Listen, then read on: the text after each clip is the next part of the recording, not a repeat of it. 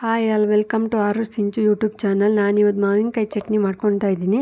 ಇದಕ್ಕೆ ಬೇಕಾಗಿರೋದು ಇಂಗ್ರೀಡಿಯೆಂಟ್ಸ್ ಏನಂತ ನೋಡ್ಕೊಳ್ಳೋಣ ಬನ್ನಿ ಫ್ರೆಂಡ್ಸ್.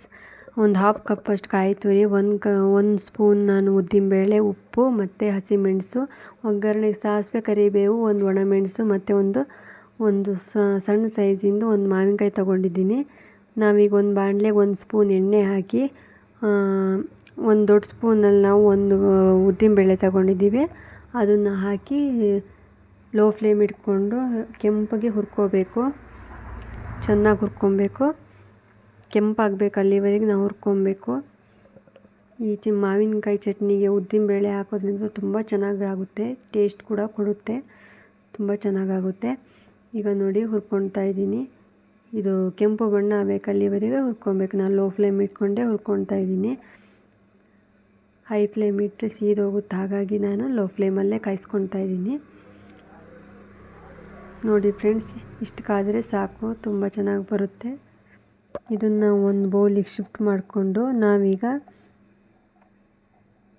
ಒಂದು ಬೌಲಿಗೆ ಶಿಫ್ಟ್ ಮಾಡ್ಕೊಳ್ಳೋಣ. ನೋಡಿ ಕೆಂಪಾಗಿದೆ, ಇಷ್ಟು ಕೆಂಪಾದರೆ ಸಾಕು. ನಾವಿದಕ್ಕೊಂದು ಬೌಲಿಗೆ ಶಿಫ್ಟ್ ಮಾಡ್ಕೊಳ್ತಾ ಇದ್ದೀನಿ. ಈಗ ನಾನು ಅದೇ ಬಾಣಲೆಗೆ ಒಂದು ಸ್ಪೂನ್ ಎಣ್ಣೆ ತಗೊಂಡು ನಾವೀಗ ಸಿಪ್ಪೆ ತೆಗೆದು ಹೆಚ್ಚಿಟ್ಕೊಂಡಿದ್ದೀನಿ ಮಾವಿನಕಾಯಿನ, ಅದನ್ನು ಹಾಕಿ ಹುರ್ಕೋಬೇಕು. ಮಾವಿನಕಾಯಿ ಮತ್ತು 4 ಹಸಿಮೆಣಸು.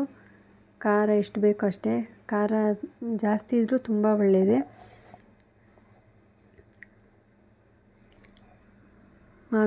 ಹೆಚ್ಚಿಟ್ಕೊಂಡು ಮಾವಿನಕಾಯಿ ಮತ್ತು 4 ಹಸಿಮೆಣಸು ಹಾಕಿ ಹುರ್ಕೊಳ್ತಾ ಇದ್ದೀನಿ.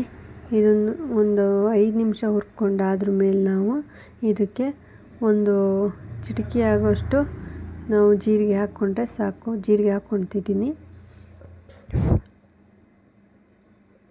ಚಿಟಿಕೆ ಆಗೋಷ್ಟು ಜೀರಿಗೆ ಹಾಕಿದ್ದೀನಿ. ನೋಡಿ ಫ್ರೆಂಡ್ಸ್, ಇದನ್ನು ಚೆನ್ನಾಗಿ ಫ್ರೈ ಮಾಡ್ಕೊಳ್ಳೋಣ. ಚೆನ್ನಾಗಿ ಫ್ರೈ ಮಾಡಿ ನಾವು ಚೆಂದ ಗ್ರೈಂಡ್ ಮಾಡ್ಕೊಬೇಕು. ಈಗ ನಾವು ಇದಕ್ಕೆ ಒಂದು ಹಾಫ್ ಕಪ್ಪಷ್ಟು ಕಾಯಿ ತುರಿನ ಹಾಕಿ ಮತ್ತೆ ಹುರ್ಕೊಳ್ತಾ ಇದ್ದೀನಿ ಚೆನ್ನಾಗಿ. ಕಾಯಿನೂ ಚೆನ್ನಾಗಿ ಹುರ್ಕೋಬೇಕು. ಅದ್ರ ಜೊತೆಗೆ ಕಾಯಿ ಹುರ್ಕೊಂಡಾದ್ಮೇಲೆ ರುಚಿಗೆ ತಕ್ಕಷ್ಟು ಉಪ್ಪು ಹಾಕ್ಕೊಳ್ಳೋಣ. ಚಟ್ನಿಗೆ ಎಷ್ಟು ಬೇಕು ಅಷ್ಟೇ ಹಾಕ್ಕೊಂಡ್ರೆ ಸಾಕು.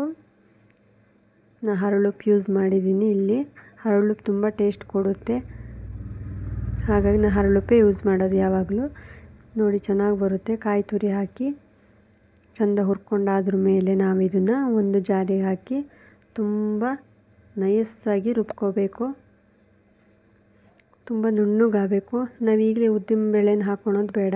ಉದ್ದಿನಬೇಳೆನ ಲಾಸ್ಟಿಗೆ ತರಿ ಆಗೋಂಗೆ ರುಬ್ಕೋಬೇಕು, ಹಾಗಾಗಿ ಈಗ ಹಾಕ್ಕೊಳೋದು ಬೇಡ.